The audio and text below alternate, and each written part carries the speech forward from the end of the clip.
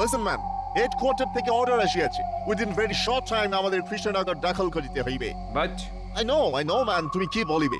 তুমি বলিবে যে জাস্ট নাও কৃষ্ণনগর দাখল করা আমাদের পক্ষে কোয়াইট ইম্পসিবল।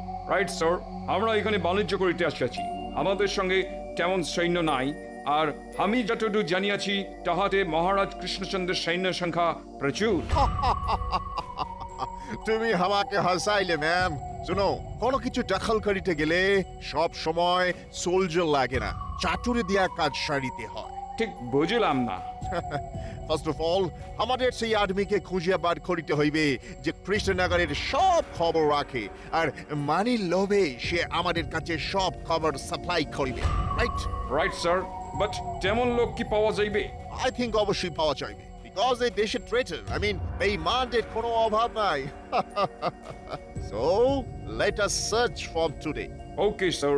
শুনো, টুমরো বিজনেস করিবার অচিলায় আমরা কৃষ্ণনগরের প্যালেসে যাইব, আর সেইখান থেকেই শুরু হইবে আমাদের সার্চিং। ক্লিয়ার? Clear sir.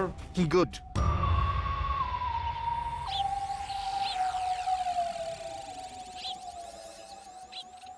গিন্নি, ও গিন্নি, কোথায় গেলে গো? দেখে যাও তোমার জন্য বাজার থেকে কি এনেছি। বলি কি এনেছো গো? হ্যাঁ, এই দেখো। ও মা, কোথায় যাবো গো?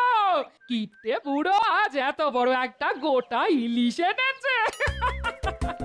এই মাছের ভাজা করবে, ঝাল করবে, আর মুড়ো দিয়ে চচ্চড়ি বানাবে। হ্যাঁ গো হ্যাঁ, গোটা ইলিশ যখন এনেছো তখন এমন রাঁধবো না যে খাবে সে হাতের আঙুল চাটবে। হ্যাঁ, তুমি খুব খুশি হয়েছে তো গিন্নি?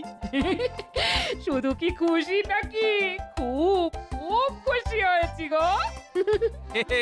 সেই জন্যই তো 4টে ক্যাটের কড়ি খসিয়ে ইলিশ আনা। আসলে খুশি হলে তোমাকে এত সুন্দর দেখতে লাগে না, কি বলবো, গাল দুটো ফুলে একেবারে লুচির মতো হয়ে যায়, তাতে আবার লালচে লালচে আভা। মরণ।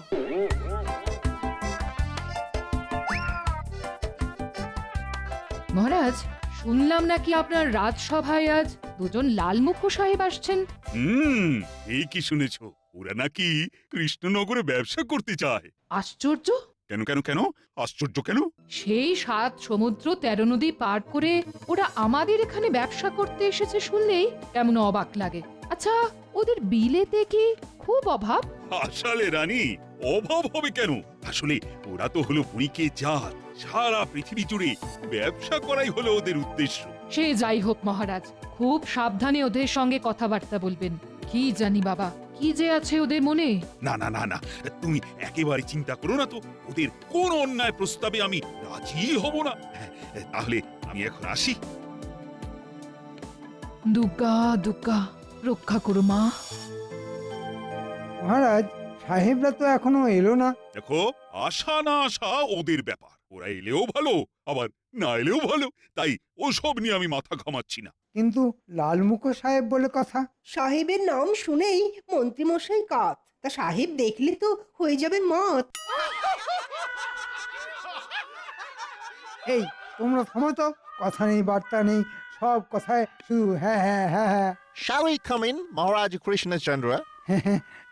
আসুন সাহেব, আসুন আসুন, আপনাদের জন্যই তো আমাদের মহারাজ অপেক্ষা করছেন। Good, very good. বসুন সাহেব, এই কেদারা দুটোতে আপনারা দুজন আরাম করে বসুন। Thank you.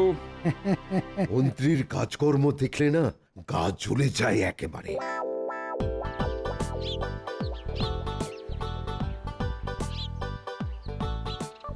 রাজসভায় আসতে আজকেও দেরি হয়ে গেল, কি আর করা যাবে, এমন সুস্বাদু ইলিশ তো আর গপ গপ করে খাওয়া যায় না।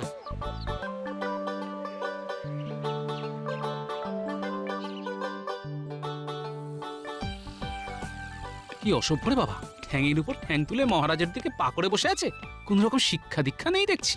আরে গোপাল জি, এসো এসো এসো। হ্যাঁ, এরাই হলো সেই সাহেব যারা আমাদের সঙ্গে ব্যবসা করতে চায়। Glad to meet you. কি হইল, তুমি আমাদের দিকে হাত ভরাইলে না কেন? কাহারও সহিত দেখা হইলে করমর্দন করিতে হয়, এটাও কি তুমি জানো না? আসলে আজ আমি আনসিভিলাইজড। অসভ্য। সে তো বটেই, শুনেছি তোমরা নাকি খুব ভদ্র আর শিক্ষিত জাত। রাইট, সারা ওয়ার্ল্ডে আমাদের মতো শিক্ষিত আর ভদ্র জাতি আর নাই। সে তো দেখতেই পাচ্ছি, শিক্ষিত আর ভদ্র না হলে কেউ কি আর আমাদের মহারাজের দিকে পা তুলে বসে থাকে? হোয়াট, কি বলিতে চাও তুমি? বলতে চাই যে মুখে ভদ্র আর শিক্ষিত বলে বড়াই করলেও তোমাদের মতো অশিক্ষিত আর অভদ্র মানুষ এর আগে আমি দেখিনি। মহারাজা কৃষ্ণচন্দ্র, তোমার এই আদমি কিন্তু আমাদের ইনসাল্ট করিতেছে। মহারাজের দিকে পা তুলে বসে তোমরা মহারাজকে অপমান করতে পারো, আর আমি বললেই যত অপমান। শোনো সাহেব, এদেশে যখন এসেছো তখন আমাদের কাছ থেকে ভদ্রতাটা শিখে নাও, তারপর না হয় নিজেদের ভদ্র বলে জাহির করবে। How dare you! তুমি আমাদের উপরে দাও। অলরাইট কৃষ্ণচন্দ্র, এর ফল কিন্তু তোমাকে ভোগ করিতেই হইবে। আরে যাও যাও, তোমাদের মুরদ আমার জানা আছে। আমি তোমাকে খুন করিয়া ফেলিব। I will kill you! খবরদার সাহেব, গোপালের গায়ে হাত দিলে ফল কিন্তু ভালো হবে না। কি করিবে? কি করব? এক্ষুনি রক্ষীদের ডেকে তোমাদের কারাগারে পাঠিয়ে দেবো। এই মরেছে, এ তো লাঠালাঠি হবার উপক্রম হলো দেখছি। হ্যাঁ, না না, যেমন করে হোক সকলকে ঠান্ডা করতে হবে দেখছি। কুল সাহেব কুল, চট করে এমন এমন মাথা গরম করবেন না। এমন মাথা গরম করলে চলে? But তোমাদের গোপাল, ওর কথা ধরলে কি চলে সাহেব? ও এমন দুমদাম কথা বলে ফেলে ঠিকই, কিন্তু ওর মনটা আসলে খুব ভালো। বলিতেছ? কদিন আমাদের সঙ্গে মিশে দেখুন না, তাহলেই সব বুঝতে পারবেন। যান সাহেব, এখন কুঠিতে গিয়ে বিশ্রাম নিন, তাতে আপনাদের রাগ পড়ে যাবে। আর রাগ পড়ে গেলে তখন না হয় একদিন আপনাদের সঙ্গে ব্যবসা নিয়ে আলোচনা করা যাবে। অলরাইট, আজ আমরা চলিয়া যাইতেছি। Bye bye Krishnachandra. দেখলেন তো মহারাজ, সামান্য একটু মিষ্টি কথায় সব হাতাহাতি লাঠালাঠি কেমন থামিয়ে দিলাম। কিন্তু এমন অসভ্য লোকেদের সঙ্গে ভবিষ্যতে আমি কিন্তু কোনো ব্যবসার ব্যাপারে জড়াবো না। সেটাই ঠিক হবে মহারাজ। বেটাদের এত বড় আস্পর্ধা আপনার দিকে পা করে বসে থাকে। ঠিক আছে মহারাজ, সাহেবদের সঙ্গে ব্যবসা করতে হবে না। এখন মাথা ঠান্ডা করুন দেখি। গোপাল, তুমি একটু রঙ্গরসিকতা করে মহারাজের মন ভালো করার চেষ্টা করো তো। এই ইনসাল্ট আমি কিছুতেই ভুলিতে পারতেছি না, কিছুতেই না। কিছু একটা করিয়া এই অপমানের প্রতিশোধ লইতে হইবে। রাইট, ওই কৃষ্ণচন্দ্র আর ওই গোপালকে বুঝাইয়া দিতে হবে যে ইউরোপিয়ানদের ইনসাল্ট করিলে তাহার ফল কি মারাত্মক হইতে পারে। ইয়েস। বড় সাহেব, একজন লোক আপনার সঙ্গে দেখা করতে চায়। ওর সাথে কোনো অস্ত্র নাই তো? না সাহেব, ভালো করে সব কিছু দেখে নিয়েছি। রাইট, ওনাকে পাঠাইয়া দাও।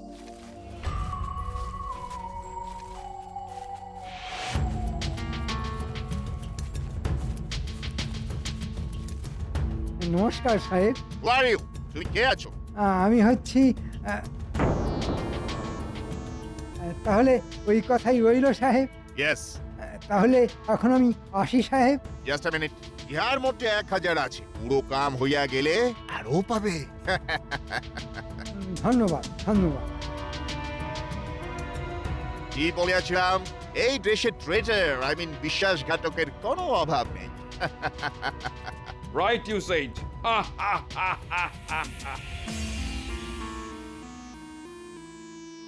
কি হয়েছে মহারাজ? চিত্তে দেখি না কোনো সুখ, হইয়াছে কি উদরের অসুখ? আসলে কালকের ঘটনার কথা যতই ভাবছি ততই আমার মনের ভেতরটা জ্বলে যাচ্ছে। ভাবছি কি দুঃসাহস ওই বিদেশি বণিকদের আমার রাজ্যে থেকে আমার রাজসভায় এসে আমাকেই অপমান করে। ওসব কথা বাদ দিন তো মহারাজ। তেমন হলে সৈন্য পাঠিয়ে ওদের দূর করে দিন। তাই করতে হবে দেখছি। একটা কথা বলবো মহারাজ? কি কথা? বলছিলাম কি, এসব কথা ছেড়ে চলুন না, কাল কোথাও গিয়ে বনভোজন করে আসি। বনভোজন? গোপাল, তুমি কি বলো? বনভোজন করলে মন্দ হয় না মহারাজ। আহা, কতদিন যে কবজি ডুবিয়ে কচি পাঠার ঝোল মেখে ভাত খাওয়া হয়নি। সব ব্যাপারে গোপালের শুধু খাওয়া আর খাওয়া, যত সব। বারে মুখে বলছেন বনভোজন, আর সেই বনভোজনে যদি পেট পুরে ভোজনটাই না হয় তাহলে ব্যাপারটা কেমন মিথ্যে হয়ে যাবে না? মহারাজ কি বলেন? একেবারে ঠিক কথা বলেছো গোপাল।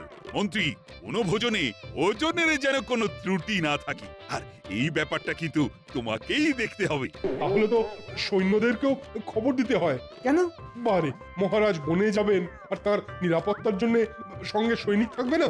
দেখো সেনাপতি, মহারাজ বনভোজনে যাচ্ছেন যুদ্ধ করতে নয়, তাই এক্ষেত্রে অযথা সৈন্য সামন্ত না নিয়ে যাওয়াই ভালো। তাতে বনভোজনের আনন্দটাই মাটি হয়ে যাবে। আমার মনে হয় সৈন্য নিয়ে যাবার প্রয়োজন আছে। কেন, সৈন্যরা গিয়ে কি করবে? হয়তো কিছুই করবে না, আবার হয়তো অনেক কিছুই করবে। তোমার না সব কিছুতেই বাড়াবাড়ি। আরে বাবা, সঙ্গে করে শুধু সৈন্য নিয়ে গেলেই হবে?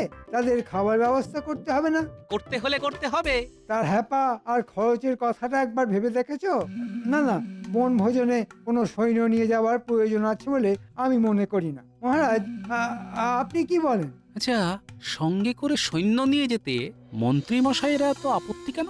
না না না না না, এই সাথে করে সৈন্য নিয়ে যাওয়ার কোনো প্রয়োজন নেই। পায়ে হেঁটে গল্প করতে করতে কাছাকাছি কোথাও যাব, আবার খাওয়া দাওয়া সেরে পায়ে হেঁটেই ফিরে আসবো। ও মন্ত্রী, তুমি কিন্তু এখন থেকেই সব আয়োজন শুরু করে দাও। আপনি কোনো চিন্তা করবেন না মহারাজ, কাল এমন ব্যবস্থা করব না যে ব্যবস্থার কথা আপনারা কোনোদিন ভুলতে পারবেন না।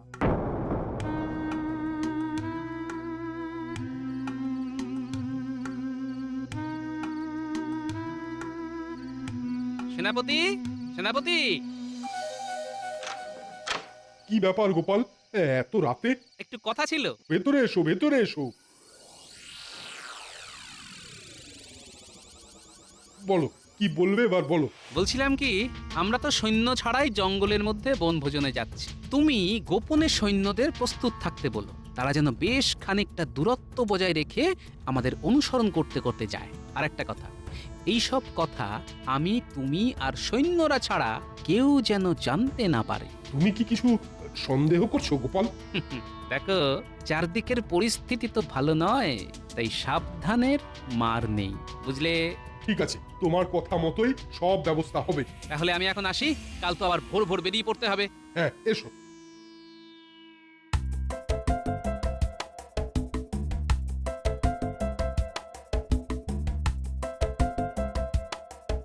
দেখেছো গোপাল, জঙ্গলের মধ্যে কেমন একটা শান্তি বিরাজ করছে।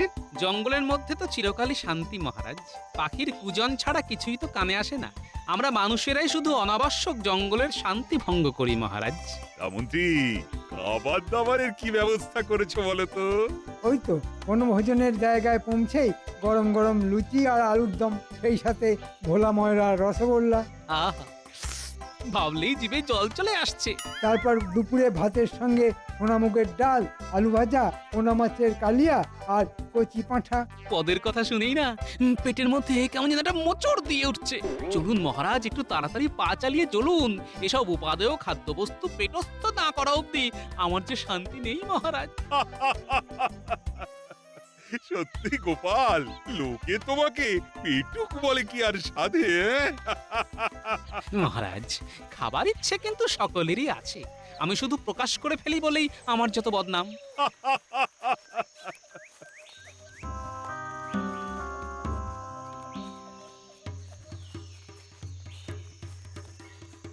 কি কি কি কি? কৃষ্ণচন্দ্র, তোমাদের বন্দি করা হইল। পালাইবার চেষ্টা করিলে তোমাদের সব কটাকে শুট করিব। এ কি, এসবের মানে কি? সেদিন তোমরা আমাদের ইনসাল্ট করিয়াছিলে, ইহা তাহারই রিভেঞ্জ। ইহাদেরকে গাছের সাথে বাঁধিয়া ফেলো। আমাদের এইভাবে আচমকা আক্রমণ করার মানেটা কি? হ্যাঁ, আমরা এবার তোমাদের দেখাইব রিয়েল রিভেঞ্জ কাকে বলে।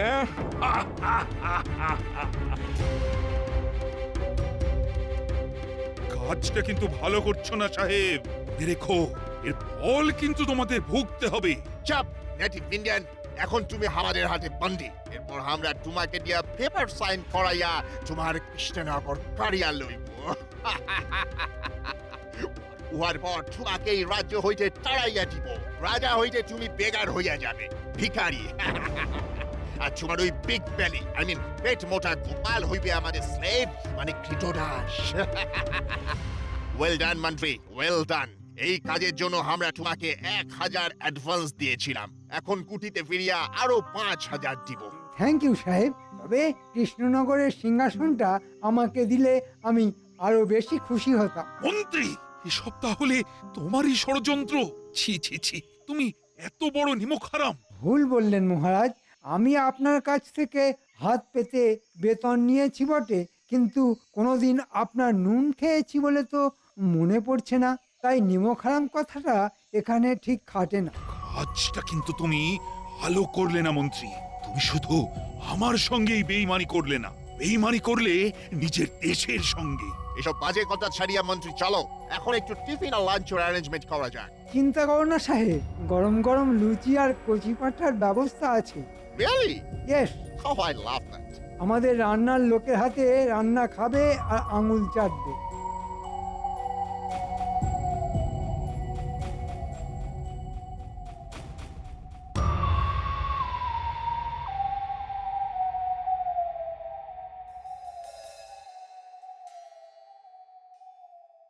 আহ, এ কি এমন করে মঙ্গল প্রদীপ নিভে গেল কেন? এ কি কোনো অশুভ লক্ষণ? না না না না, মহারাজ জঙ্গলে বনভোজনে গেছেন, ওনার কোনো বিপদ হলো না তো? হে ঠাকুর, ঠাকুর রক্ষা করো, মহারাজের যেন কোনো বিপদ না হয় ঠাকুর, উনি যেন ভালোভাবে ফিরে আসেন। দয়া করো ঠাকুর, দয়া করো। হায় ভগবান, আমি আমি মহারাজ কৃষ্ণচন্দ্র, অথচ আজ আমার কি অবস্থা! এই জঙ্গলের মধ্যে গাছের সাথে বাঁধা অবস্থায় অসহায় ভাবে দাঁড়িয়ে আছি। কি আর করবেন মহারাজ, দুধ দিয়ে কালসাপ পুষলে এমন অবস্থাই হয়। আজ আজ আমি বুঝতে পারছি মন্ত্রী হচ্ছে কাল কেউটের থেকেও বিষাক্ত। গালাগাল করছেন মহারাজ? করে নিন, করে নিন, আশ মিটিয়ে গালমন্দ করে নিন। তবে তৈরি থাকুন, একটু পরেই বড় সাহেব এসে যখন ঘাট ধরে কাগজে স্বাক্ষর করিয়ে নেবে, তখন বুঝবেন মজা। রাজা থেকে একেবারে ভিখারি হয়ে যাবেন। হ্যাঁ, আহ আহ আহ, যাই, ওদিকে হয়তো কচি পাঁঠা রান্না শুরু হয়ে গেছে, একটু পরেই জব্বর ভোজ। হ্যাঁ, আহ আহ আহ আহ। আহ, কিছু কিছু একটা করো গোপাল, কিছু একটা করো। আমাদের আমাদের সকলকেই বিপদের থেকে উদ্ধার করো। এতটা ভেঙে পড়বেন না মহারাজ, দেখবেন শেষ পর্যন্ত কিছু একটা ব্যবস্থা হয়ে যাবেই যাবে। আহ, কেন কেন মিথ্যে সান্ত্বনা দিচ্ছ বলো তো গোপাল? গোপাল কখনো মিথ্যে সান্ত্বনা দেয় না মহারাজ, গোপাল যা বলে সেটা করে দেখায়। কিন্তু তোমারও তো বন্দি দশা, এই অবস্থায় কি করবে আর তুমি? শেষ অবধি দেখাই যাক না কে যেতে, মন্ত্রীর শয়তানি না আমার দূরদর্শিতা। এই কথা কেন বলছো গোপাল? সবটা এখনই নাইবা প্রকাশ করলাম মহারাজ, আগে হিসেব অনুযায়ী সবকিছু ঘটুক, এখন ওরা সকলে এসে পড়লেই বাঁচি।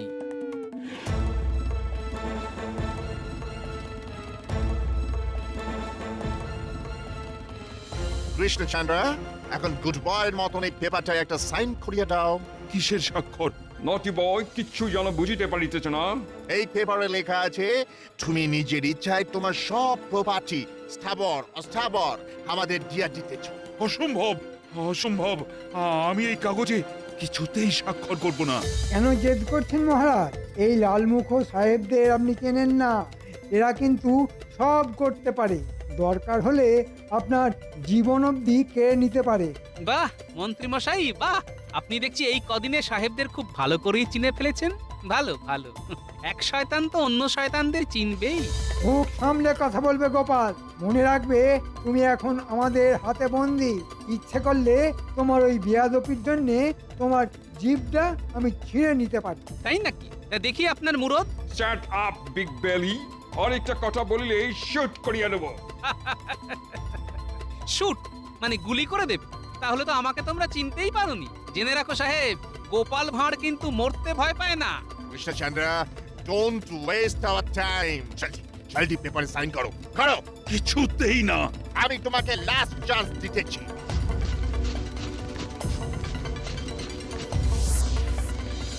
ও মাই গড, এই ওয়েপন ছুড়ে লোকে। একেবারে নড়বার চেষ্টা করবেন না সাহেব, মনে রাখবে তোমাদের বন্দুকের গুলির থেকেও আমাদের বল্লম অনেক শক্তিশালী। একটু নড়লে কিন্তু তোমাদের বুকগুলো একবারে এফড় এফড় করে দেব।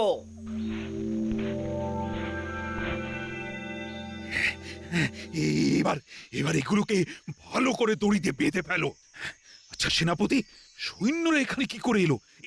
এদের তো এখানে আসার কথা ছিল না। তা হয়তো ছিল না মহারাজ, কিন্তু কাল রাতে গোপাল আমার বাড়ি গিয়ে ওই সৈন্যদের প্রস্তুত থাকতে বলেছিল।